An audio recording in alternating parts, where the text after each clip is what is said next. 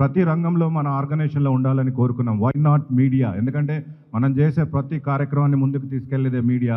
So అందులో 20 సంవత్సరాలు తన లేడీ అయినా ముందుండి ఈవెన్ ఈరోజు మా యోయో అనే ఒక ఆర్గనైజేషన్ తీసుకెళ్తున్నారు. మా చీఫ్ ఎడిటర్ విజిత గారిని మాట్లాడాల్సిందిగా కోరుతున్నాను.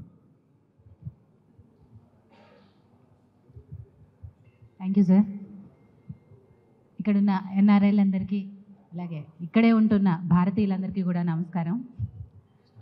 నేను ఎక్స్పెక్ట్ చేయలేదు ఎన్ఆర్ఐలు అక్కడ కష్టపడిన మనీని అక్కడే వాళ్ళు ఇన్వెస్ట్ చేసుకుంటారు అనుకున్నాను. కానీ పుట్టిన గడ్డకి రుణం తీర్చుకోవడానికి ఈరోజు ఇక్కడ ఈ గ్లోబల్ తెలంగాణ అసోసియేషన్ పేరుతో స్థాపించి సేవా కార్యక్రమాలు చేపడతారని చెప్పి దీని నుంచి ఏమేం చేయదలుచుకున్నారు అనే విషయం నిన్న మల్లారెడ్డి సార్ నాకు చెప్పినప్పుడు నిజంగా ఇంతగా ఆలోచిస్తారా ఇండియా గురించి, అక్కడుండి అసలు టైం ఉండదు అని చెప్పే వాళ్ళ నుంచి ఇక్కడ ఇంత టైము ఇన్వెస్ట్ చేసి మనీ ఇన్వెస్ట్ చేసి ఇన్ని సేవా కార్యక్రమాలు చేయాలనుకుంటున్నందుకు నిజంగా అందరికీ పేరు పేరున ధన్యవాదాలు చెప్తున్నాను. మీరందరూ కూడా దీంట్లో సక్సెస్ అవ్వాలని, చాలామందికి కొన్ని వేల మందికి మీ నుంచి సహాయ సహకార కార్యక్రమాలు అందాలని చెప్పి మనస్ఫూర్తిగా కోరుకుంటున్నాను. థ్యాంక్ యూ అండి. Thank you so much.